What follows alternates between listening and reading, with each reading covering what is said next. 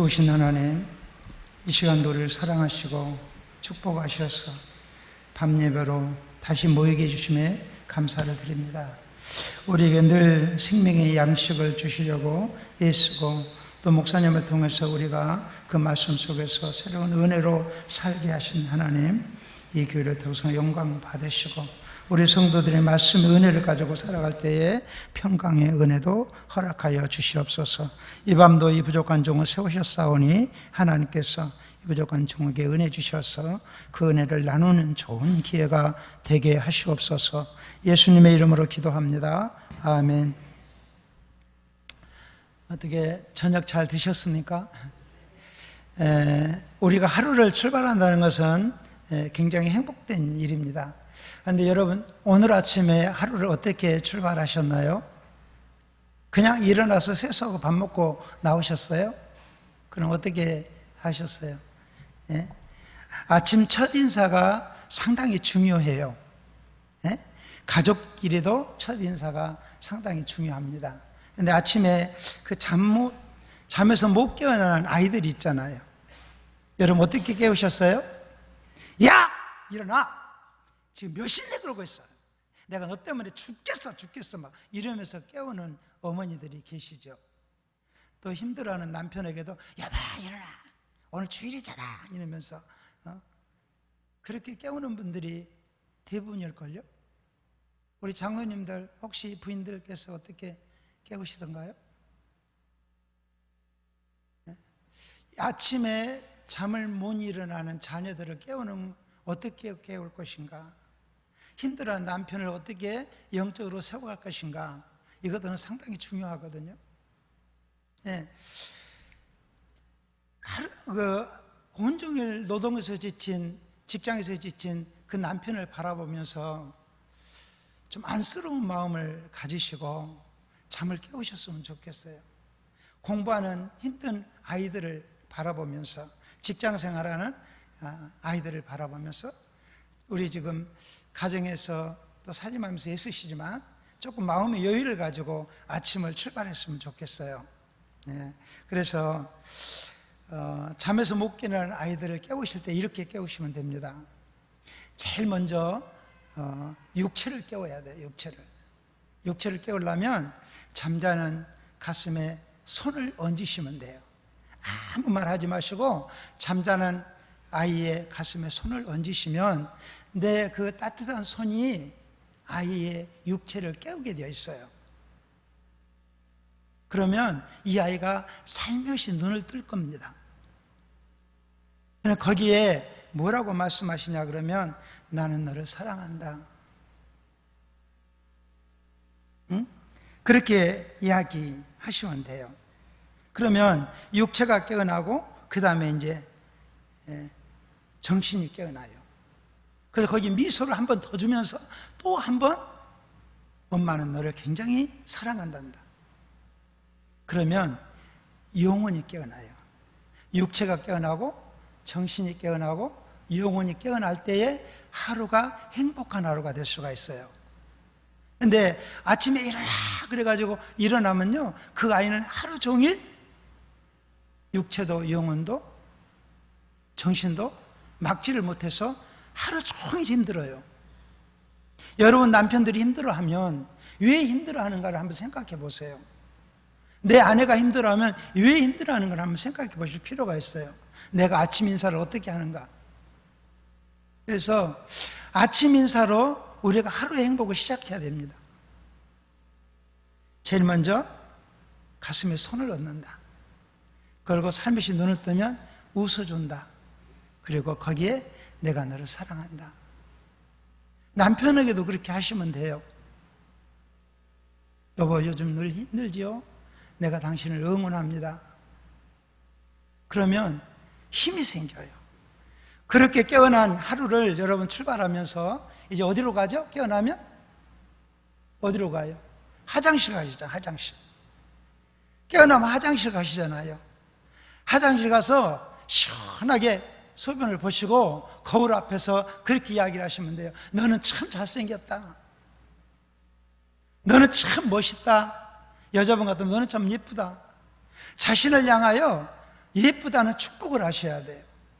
그리고 자신을 향하여 이야 화이팅 하면서 너는 오늘 또 행복을 나누면서 유통하는 삶을 살 거야. 나는 오늘 또 행복을 유통하는 삶을 살 거야. 이렇게 한번 크게 외치는 거예요. 집이 그냥 시끄러워도 괜찮아요. 크게 한번 외치고 이제 세수를 하시고 하루를 준비하시면 됩니다. 자기 선언이에요. 나는 행복한 사람이 될 수 있고 오늘 또 나는 행복을 유통하는 삶을 살 것이다. 하루 종일 행복을 우리가 유통하면서 사셔야죠. 나는 멋진 여자야, 나는 멋있는 남자야. 이렇게 아이들에게 자꾸 가르치면 이 아이들이 멋있어져요. 오늘 제가 설교를 하면서 50대가 하면 자기 얼굴에 책임을 져야 된다고 그랬어요. 자기 얼굴에 책임을 져야 돼. 얼굴에는 내 마음이 그려져 있거든요. 내 얼굴에는 내 삶이 그려져 있어요. 그렇기 때문에 내가 그런 스스로의 축복을 갖지 않으면 다른 사람에게 그리스도인이라는 말을 못해요. 우리 목사님 보시면 저 목사님 보실 때 어떤 생각이 듭니까? 교수 같습니까? 목사님 같습니까? 목사님 같잖아요. 누가 봐도 목사님 보시면 목사라는 이야기를 하실 거예요. 어디 가서 물건을 사면 목사님이세요 이럴 수 있어요. 저도 그러거든요. 저는 어디 가서 물건을 사면요, 혹시 학교 선생님이신가요? 아니요. 그러면 목사님이신가요? 그래요. 얼마나 감사한지. 목사입니다. 혹시 교회 나가시나요? 교회 안 나가요. 그런데 어떻게 제가 목사인 줄 아셨죠? 목사 같아요. 제가 목사 같으면 아주머니도 교회 나가세요. 그렇게 이제 이야기를 하죠. 저는 물건을 안 깎습니다. 주라는 데 다 줘요. 야채를 사도 주라는 데 다 줘요. 왜? 농사 지는 거 힘든 줄 알기 때문에. 될 수 있으면 물건을 깎지 않습니다. 내 이 얼굴을 가지고 복음을 전하는 그런 삶이고 살려고 애쓰는 거죠. 저는 여러분들이 그렇게 하루를 출발하시고 매일같이 행복한 그런 바이러스를 선포하는 이 내 행복의 바이러스는요, 사방 4km까지 간대요. 아셨어요? 내가 행복하면 옆 사람이 행복해진다는 이야기예요. 내 옆 사람이 행복하면 그 옆 사람이 행복해져요. 그래서 내 남편을 아침에 힘있게 깨워놓으면 그 남편이 직장에 가서 그 옆 사람을 행복하게 만든다는 거예요. 그래서 우리가 하루아침 인사가 얼마나 중요한지 모릅니다. 우리가 살아가는 가운데에 정말 내가 누구인가가 참 중요하다고 제가 아까 말씀을 드렸는데, 자기 선언도 중요해요. 이 요한복음을 보게 되면 예수님의 자기 선언이 있어요. 7가지. 나는 누구이다.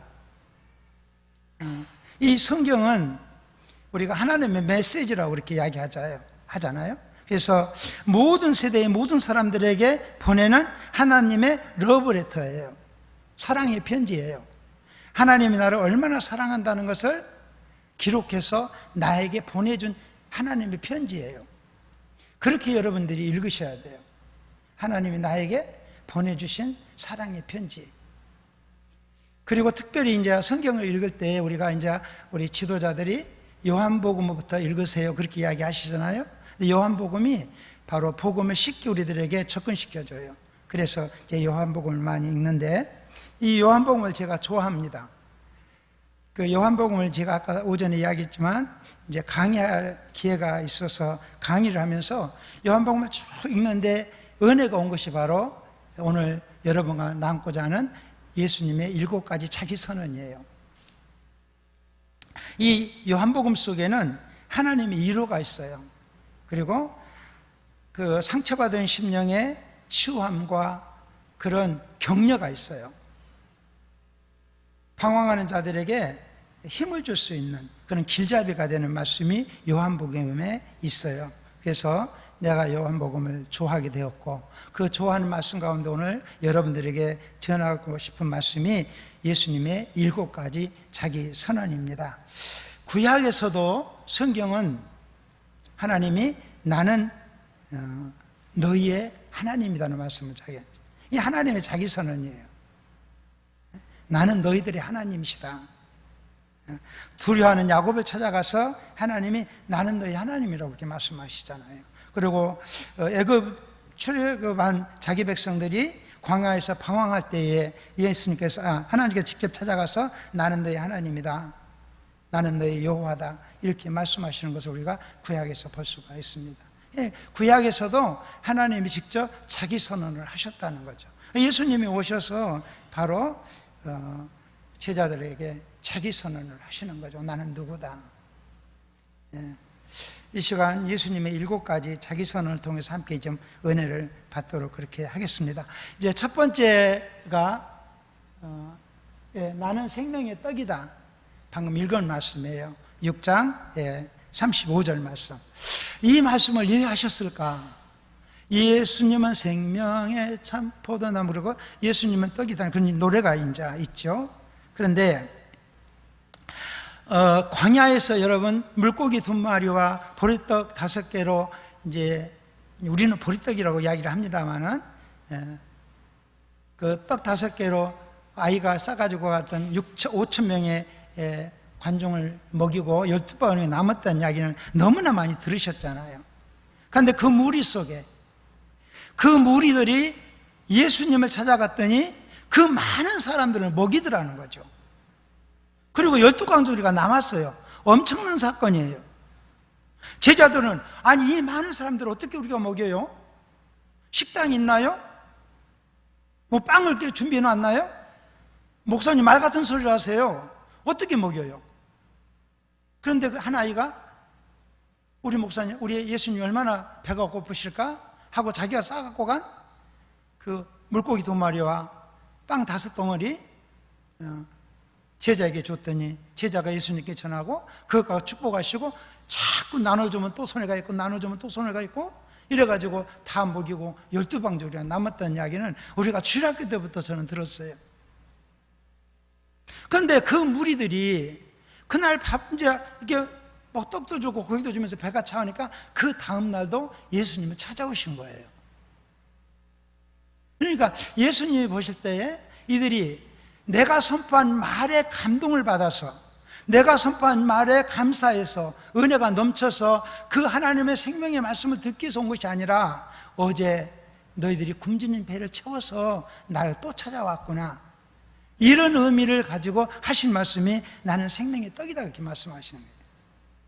너희 허기진 배를 채워주는 그런 하나님이 아니고 나는 너희들에게 생명을, 영원한 생명을 주는 살아있는 떡이라는 거죠. 우리가 밥을 먹으면 배가 고프잖아요. 그렇죠? 근데 우리가 영혼 속에 그 먹거리가 필요한 거예요. 그 예수님을, 쉽게 이야기하면 예수님을 먹어야 우리 영혼이 배부르다는 이야기예요. 예수님 어떻게 먹어요? 바로 그 말씀을 내가 받아들이는 거예요. 하나님의 예수님이 선포한 말씀을 그대로 인격적으로 받아들이라는 말씀. 이제 여러분들이 교회를 와서 목사님의 말씀을 들을 적에 정말로 생명의 떡을 내가 먹는다고 생각하시면서 받아들일 수 있어야 된다는 거예요. 내 인격이 내 인격이 편안해지고 변화되기 위해서 우리는 그 말씀이 필요한 거죠. 그래 내가 살아요. 그래서 예수님이 나는 생명의 떡이다 그렇게 말씀하셨어요. 이제 두 번째는 뭡니까? 우리 두 번째는 8장 12절을 한번 볼까요? 자, 8장 12절 쪽에 나왔습니다. 같이 한번 읽습니다. 나는 세상의 빛이다. 나는 세상의 빛이라는 말씀을 하세요. 많이 들은 말씀이죠. 나는 세상의 빛이다. 그런데 이 말씀을 이제 우리가 이해하려면 1절부터 11절까지를 보셔야 되는데, 음행 중에 여인이 잡혔어요. 그 시대나 지금이나 이 성적으로 문란했던 건 사실이에요. 지금만 그런 게 아니고 그 시대도 그랬던 것 같아요. 그래서 음행 중에 현장에서 이 여인이 잡혀서 왜 남자는 안 잡아가고 여자만 잡아갔어요? 남녀가 같이 잘못했는데 불공평하지 않습니까, 여자분들? 왜 여자만 수치당하고 남자는 그냥 뒀어요? 근데 문화가 그랬어요. 그런데 그때는 그런 여자는 돌로 쳐서 죽였거든요. 즉시 돌을 들어서 다 던졌어요.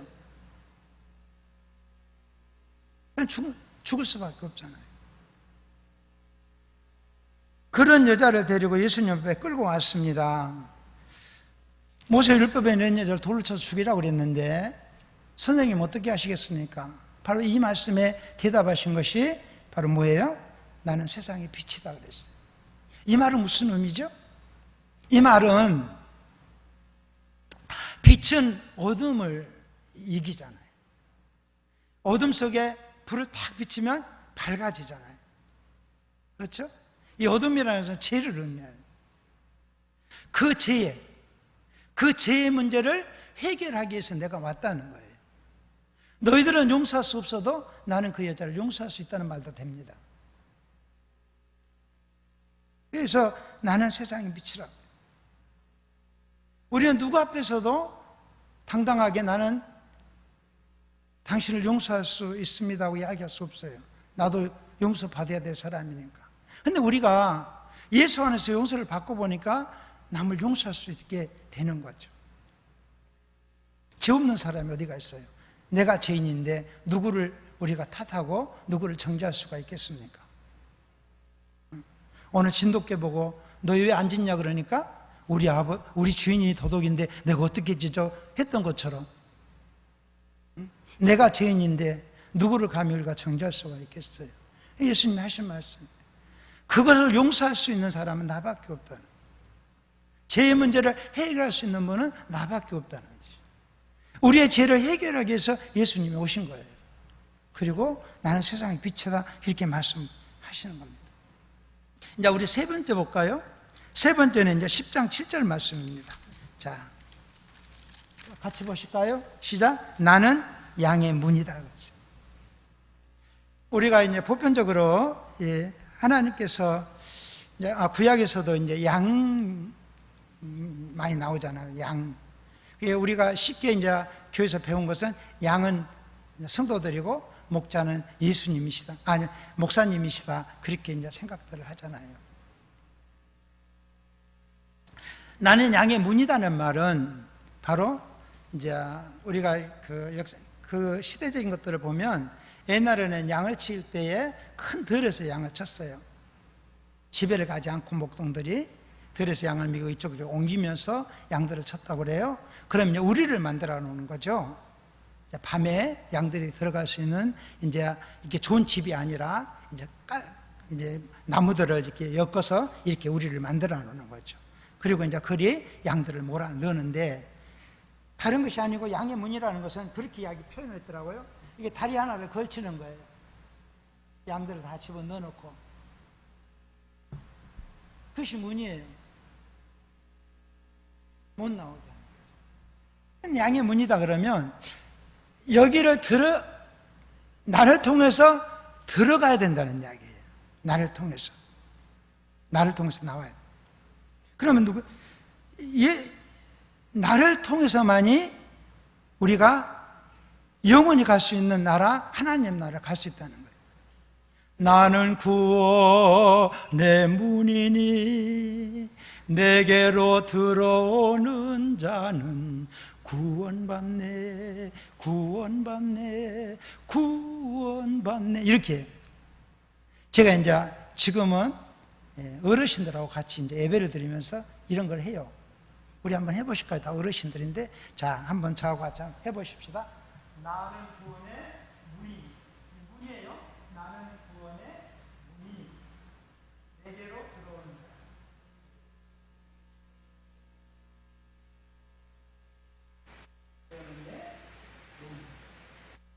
이렇게 해서 이제 그 구원의 핵심이에요.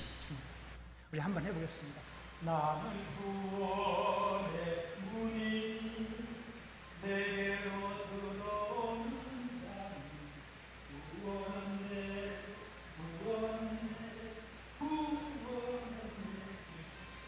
이것이 이제 우리가 주일학교 학생들을 가르치는 노래인데, 예수님의 문을 들어가지 않고는 우리가 구원 얻을 수가 없어요. 나는 양의 문, 우리가 양이죠. 하나님의 양이에요. 그래서 예수님을 통하지 아니하고는 누구도 구원받을 수 없다는 이야기를 하는 거예요. 그 다음에 이제 한번 또 보실까요? 네 번째는 나는 선한 목자라 그래요. 양을 치는 사람이 목자잖아요. 나는 선한 목자다, 그렇게 이야기를 합니다. 구약에서도 하나님은 종종 목자로 자신을 표현하기도 하셨고, 다윗이 시편을 기록하면서 여호와는 나의 목자시니 그렇게 이야기했어요. 내게 부족함이 없으리로다. 이사야서 40장을 보게 되면 그는 목자같이 양떼를 먹이시며 어린 양을 품에 안으신다, 그렇게 말씀을 하셨어요. 이렇게 구약에서도 바로 내가 너희의 목자다는 말씀을 하셨어요. 그리고 예수님이 오셔서 바로 이런 말씀을 통해서 우리들에게 나는 너의 선한 목자다. 이 목자가 뭐예요? 선한 목자가 나를 끌고 가신다. 그래서 이제 교회 안에서 목사님을 목자라고 이야기하는 것은 바로 선한 말씀을 가지고 우리를 끌고 가시는 거예요. 잘 그 인도자를 잘 만나야 돼요. 요즘에 교회를 잘못 만나면 영혼도 패망하고 육체도 패망합니다. 여러분, 좋은 교회를 만났다는 것이 가장 감사해야 될 일이에요. 아셨어요? 좋은 목자를 만났다는 것이 너무너무 감사해야 될 일들이에요. 사이비 종교들이 얼마나 많고, 영혼도 육체도 멸망시키는 그런 종교들이 너무나 많이 있습니다. 그렇기 때문에 이렇게 든든하게 그 말씀 안에 세워진 교회, 여러분들이 출석하는 것을 감사하고, 목사님 말씀을 기다려 들으시고, 내 목사님, 우리 목사님이 나의 선한 목자라는 것은 고백을 가지셔야 돼요. 고백을 항상. 나는 선한 목자라 그렇게 말씀을 하셨어요. 그 다음에 이제 다섯 번째 보시게 되면 나는 부활이요 생명이다, 그렇게 말씀을 하세요. 나는 부활이요. 우리가 장례식 가면 목사님들이 이 말씀을 자주 보시지요. 그러면서 위로를 하시는데, 오직 예수에게만 죽지 아니함이 있어요. 이제 내가 이제 우리 어르신들하고 만나면서 대부분의 어르신들은, 요양원에 와 계시는 어르신들은 죽음을 두려워합니다. 죽음을 두려워해요. 내가 가서 그곳에 가서 죽으면 어떻게 될까? 며칠 전에 제가 그 섬기던 교회에 권사님 한 분이 이제 사실은 며느리하고 손주가 있지만 돌볼 수 있는 그런 환경이 아니어서 항상 하는 말씀이 나는 목사님 따라가야 돼, 나는 목사님 따라가야 해. 그러시다가 제가 연천으로 이사 올 때 저를 따라서 정말로 이제 우리 집을 보시고 다음에 자기가 더 이제 힘들면 이리 오겠다고 그렇게 말씀하고 집에 가셨다가 정말로 오셨어요, 작년에. 그런데 집에 가고 싶은 거예요. 근데 내가 안 보내주거든요. 근데 집에 갈 수가 없어요. 며느리도 치매가 걸려서 어려워요. 며느리는 80, 권사님은 79세, 권사님은 92세. 그 두 노인들이 어떻게 가서 살아요? 며느리도 요양보호사 보호를 받는데. 그래서 제가 안 보내죠. 그런데 목사님 나 죽으면 어떡해요? 권사님 죽으면 왜 걱정을 하시냐고. 제가 하는 말이 바로 이 말이에요. 우리는 죽음이 아니라 죽음이라는 문을 열고 어디로 가요? 영원한 나라로 들어가는 거예요. 아셨어요? 우리가 죽으면 물론 이제 화장도 하고 합니다만은 우리 주님이 오실 때 부활동산에서 같이 이제 이렇게 부활을 하시겠지만 우리는 죽음이라는 문을 열고 영원한 세계 하나님 나라로 들어가는 거예요. 그런데 안 믿는 사람들도 영원한 세계에 들어갑니다. 그들도 영생은 있어요. 근데 우리가 들어가는 영생하고 그들이 가는 영생은 다른 거예요. 그들은 고통의 세계로 가는 거고 우리는 이 세상에서 느껴보지 못했던 참 편안함. 주님이 그러시죠. 내가 너에게 참 평강을 주노라. 세상에서 얻을 수 없는 편안함을 내가 너에게 주노라 그러셨죠. 그런 나라로 우리는 가는 거예요. 그래서 내가 권사님 걱정하지 마세요. 권사님 돌아가시면 내가 장례식 할 거고 권사님 이미 하늘나라 들어가 계실 거고 가서 나 기다리세요. 우리 이 목사 언제 오나 하고 이렇게 보고 계세요. 웃으면서 그렇게 이야기를 합니다. 우리 이제 어르신들이 이제 나이 드는 어르신들이 많이 계시는 것 같은데 여러분 불안해하지 마세요. 불안해하지 마시고 정말로 소망을 품으셔야 해요. 하늘나라에 대한 소망. 하늘나라에 대한 소망을 품으셔야 돼요. 그래도 불안하죠. 그래도 목사님이 아무리 설명해도 그래도 불안해. 정말로 하늘나라가 있을까? 그러지 마시고 하나님의 말씀을 믿으시고 자꾸 그렇게 생각을 하셔야 돼요. 그래, 내가 죽음이라는 문을 열고 영원한 하나님 나라로 들어갈 거다. 나는 이렇게 하나님을 삼아서 살다가 하나님 품으로 갈 거라는 생각을 가지고 사시기 바랍니다. 그렇게 사셔야 돼요. 예. 제가 이제 이 노인 목회를 하면서 사실은 군대 목회를 하게 되면 군인 목사는 페이가 없어요. 계급을 달고 목회를 하는 이제 젊은 목사들에게는 봉급이 나옵니다. 계급에 따라. 근데 우리 같은 경우는 이제 다 우리 자비량 봉사예요. 우리가 돈 벌어서 그 돈 갖고 간식 사고 아이들 선물 사고 행사 준비하고 그래가지고 싸가지고 바리바리 싸가지고 부대 가서 나눠주고 위로하고 설교하고 그리고 돌아와요. 훈련 가면 훈련 장소까지 찾아가서 더 맛있는 거 사갖고 와서 위로해주고 행군하는 아이들을 찾아가서 이제 음료수하고 초코파이하고 들고 가서 제가 언제 그런 적이 있어요. 초코파이는 뭡니까? 그랬더니 내가 정을 가지고 왔습니다. 여러분에게 내 정을 다 담아서 가지고 왔으니까 우리 목사님이 나를 이렇게 사랑하는구나 하고 이거 드시면서 힘내라고 그러고 초코파이를 나눠주고 생수를 나눠주고 오이를 나눠주고 그렇게 했습니다. 그런데 이제 그 군부대 사역을 하면 페이가 없으니까 제가 노인 사역을 시작을 했어요. 교회를 지을 때에 이제 밑에 층에 그런 침술, 우리 집사님 침술하시는 분이셔서 침술 코너를 만들어서 누구나 와서 침을 맞고 갈 수 있도록 물리치료 할 수 있도록 또 그런 분들이 목사님 제가 도울게요, 내가 도울게요 우리 가서 많이 이렇게 저를 찾아와서 그런 공간들을 만들어서 이제 복지를 시작했죠. 그런데 이제 결국은 뭐냐 그러면 20년 전이니까 지금은 복지 그러면 다 알아요. 어려운 노인들을 돕고 어려운 사람들 돕는 것이 복지라는 거 아는데 20년 전에는요 헬차 타고 이렇게 이러는 사람들이 가는 교회를 누가 가겠냐? 건강한 사람이 누가 가겠냐? 그렇게 하고 저를 힘들게 했어요. 사람들이, 교인들이 교회를 짓다 보니까. 그래서 나는 행복하고 싶습니다. 나는 행복한 목사가 되기 위해서 떠나겠습니다. 그러고 군부대 사역을 들어갔던 거죠. 그래서 지금은 이제 군부대 사역 하려면 아까도 이야기했듯이 페이가 없으니까 뭔가를 먹고 살아야 되잖아요. 또 군인들에게 뭐 선물이라도 사갖고 하려면 돈이 있어야 되잖아요. 그래서 이제 노인들 몇 분 모시고 살기 시작한 게 노인 요양원이 됐어요.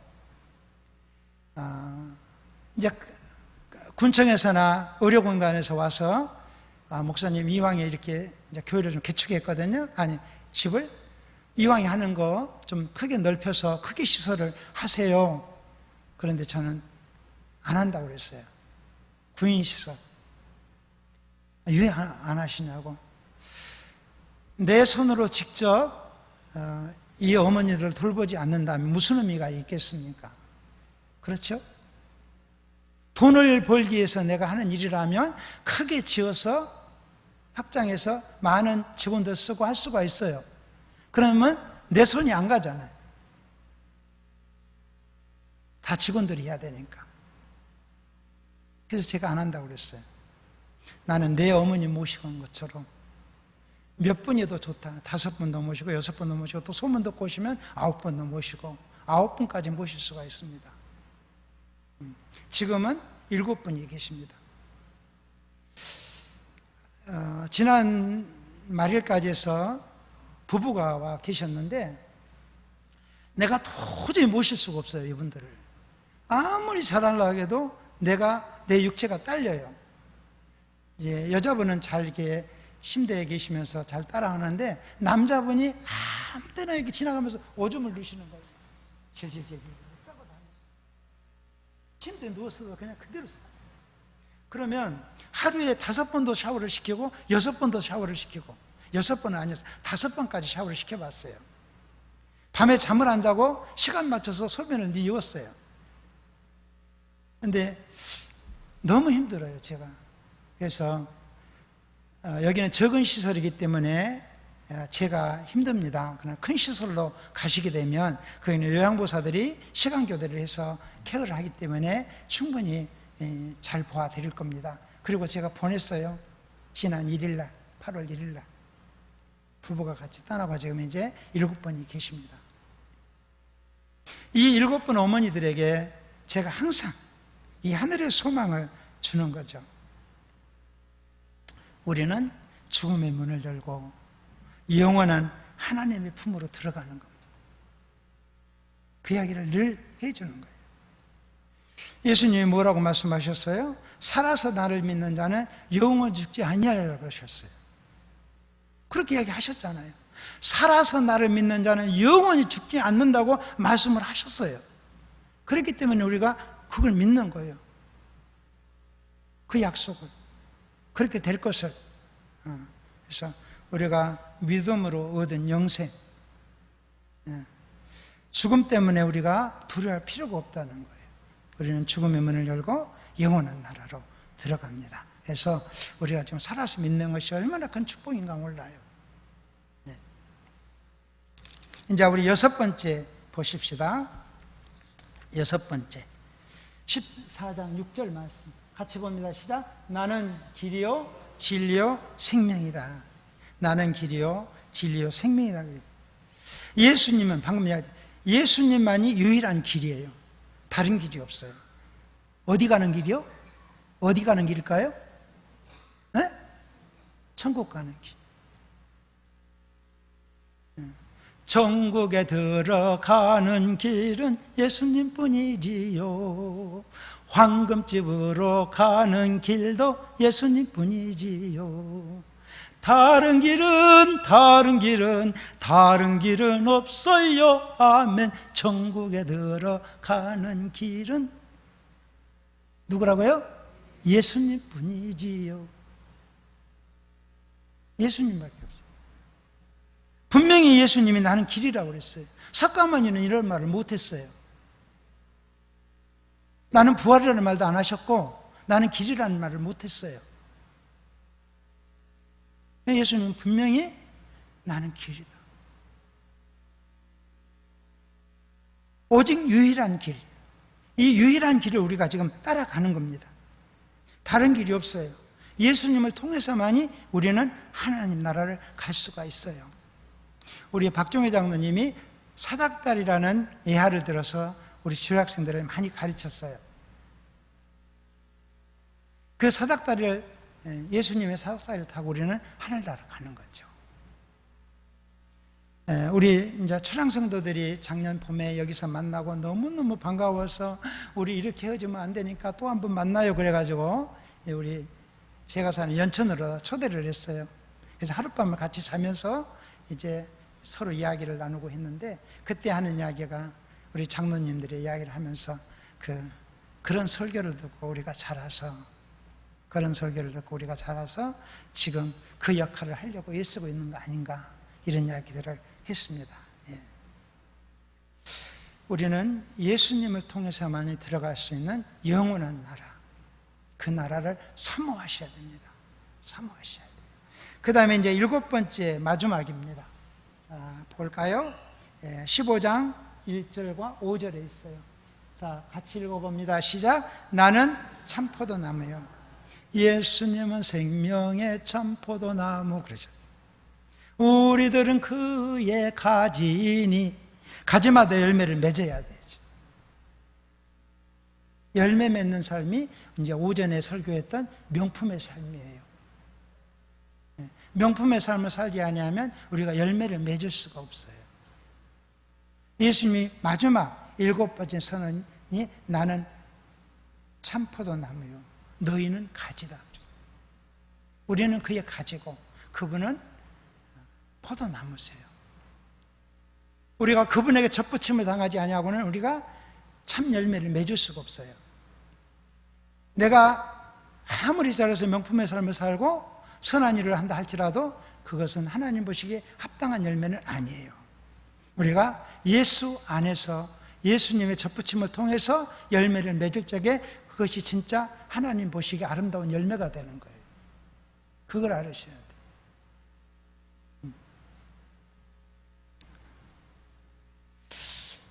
패역한 이스라엘 백성들을 비유하는 말씀이거든요. 그래서 우리는 본래 참포도나무가 될 수가 없었지만 예수님이 오셔서 그렇게 우리를 너희는 가지라고 말씀해 주신 것에 대해서 너무나 감사한 거죠. 이 감사를 가지고 우리가 삶을 살아가야 되는데, 이제 마지막 제가 여러분들에게 이제 부탁할 것이 있어요. 예수님이 그렇게 말씀하셨어요. 지금 나는 뭐라고요? 제일 처음에 뭐라고 말씀하셨죠? 나는 생명의 떡이다 그래요. 생명의 떡. 나는 생명의 떡이다. 그 다음에요? 나는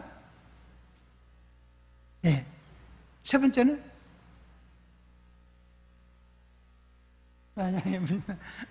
네 번째는요? 다 나옵니까? 선한 목자다. 다섯 번째는 나는 부활이요 생명이다. 여섯 번째는 나는 길이요 진리요 생명이다. 일곱 번째는 나는 참 포도나무고 너희는 가지다. 그렇게 말씀하셨어요. 그렇다면 예수님이 이렇게 7가지 나는 누구다고 분명히 이야기를 해주셨잖아요. 우리를 쉽게 이해하게 하시라고. 그렇죠? 예수님이 누구신가를 이렇게 쉽게 나는 누구다는 것을 표현해 주셨어요. 이제 우리는 그럼 어떻게? 나는 누구인가? 여러분은 다른 사람에게 어떻게 나는 누구다고 이야기할 수가 있을까요? 예수님이 이렇게 쉽게 나는 누구라고 우리에게 이야기해 주셨는데, 그러면 나는 다른 사람에게 뭐라고 이야기해? 나는 중앙교회 권사야. 이렇게 이야기를 하실 수 있을까요? 나는 누굽니까? 여러분 스스로가 나는 누구라고 이야기할 수 있어야 돼요. 여러분은 누구시죠? 여러분은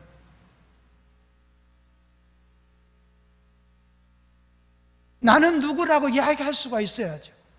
오전에 나는 하나님의 딸입니다. 나는 하나님의 아들이라는 것이 분명히 이야기할 수 있어야 되고, 나는 진도 중앙교회 장로라고 권사라고 이야기할 수 있어야죠. 나는 누구라고 이야기해야죠. 예수님이 이렇게 분명히 자기가 누구라는 것을 이야기해 주셨는데, 나도 그런 분명한 것을 가지고 사셔야 되잖아요. 이거는 예수님이 그냥 하신 말씀 아니에요. 나는 이런 사람이다, 나는 이렇다고 이야기해 주시고, 너희들은 그걸 어떻게 살겠느냐? 너도 또 이런 선언을 가지고 살아야 된다는 말씀이거든요. 이거 어떻게 하시겠어요? 제가 3월 1일 작년 행사를 하고 5월 달에 우리 목사님들이 순교지를 이렇게 순례를 했어요.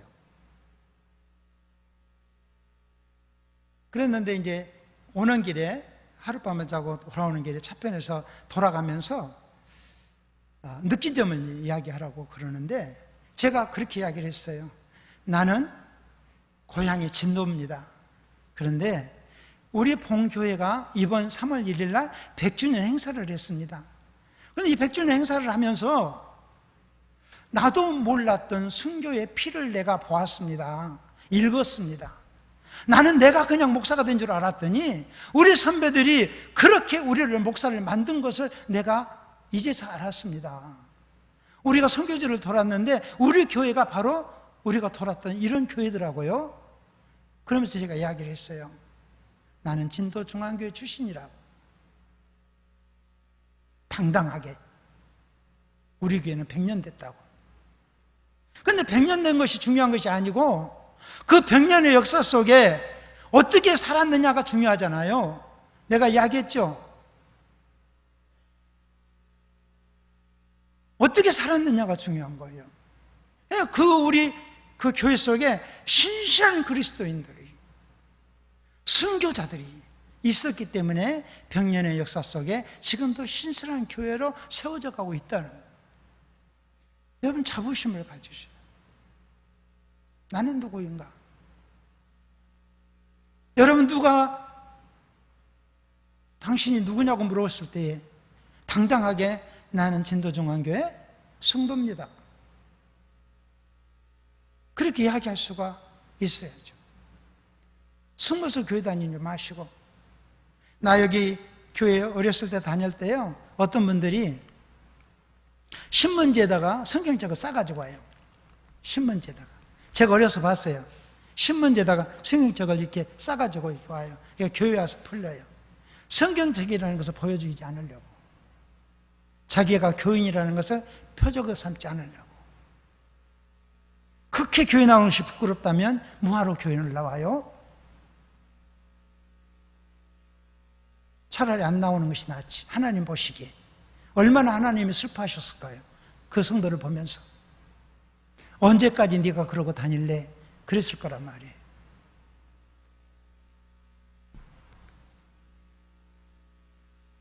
여러분, 이제 우리는 나의 선언을 가지고 사셔야 됩니다.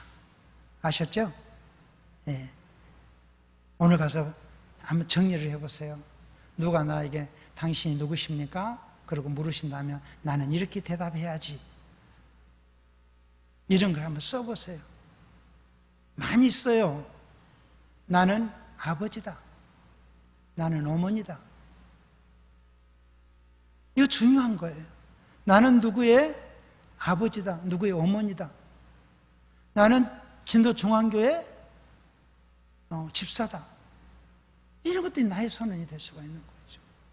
그래서 그 선언을 가지고 우리가 사셔야 된다. 목사님이 우리에게, 예수님이 우리에게 바로 너는 누구냐고 질문하시는 것 같아요. 그래서 여러분들이 어떻게 명품을 사면 살 것인가? 오늘 제가 낮에 이것을 하나 보여드리려고 왔는데, 제가 너무나 가슴이 막 그 말씀을 전하는데 콩당콩당하고 막 본교회를 찾아와서 말씀을 전한다는 것이 너무나 그냥 이 가슴이 울렁거렸습니다.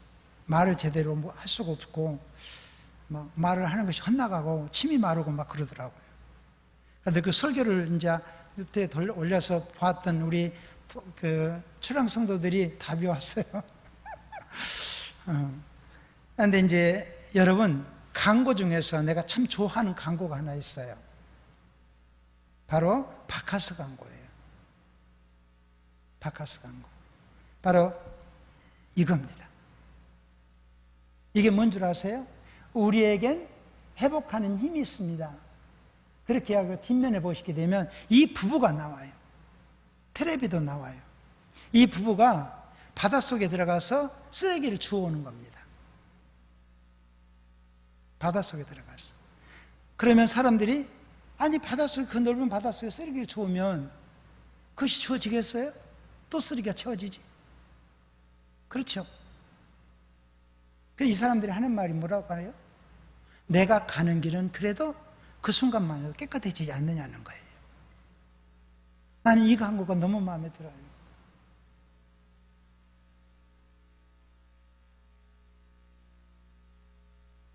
그래서 저희가 사랑하는 바다는 낭만, 아름다움, 그리고 쓰레기로 가득합니다. 바다는 낭만도 가득하고, 그렇죠?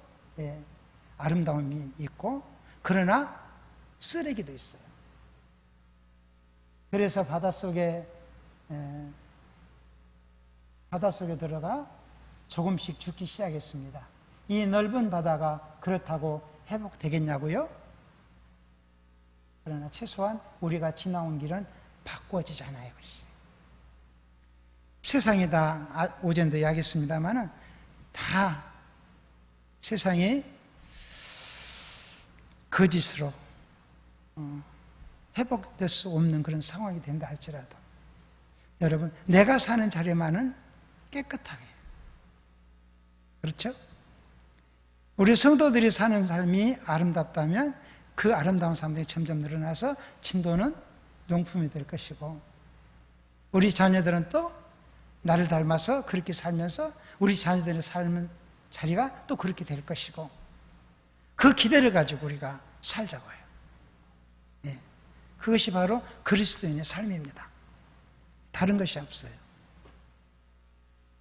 그래서 여러분이 목사님을 중심으로 말씀에 귀를 기울이시고 항상 내가 누구라는 사실에 감사하면서 여러분들이 좋은 신앙인으로, 우리가 늘 교회를 향해서 바라보면서 기도할 때에 이 교회가 늘 힘있고 건강하게 성장해가는 모습을 볼 수 있도록 여러분들이 함께해 주시기를 부탁을 드립니다. 기도하겠습니다.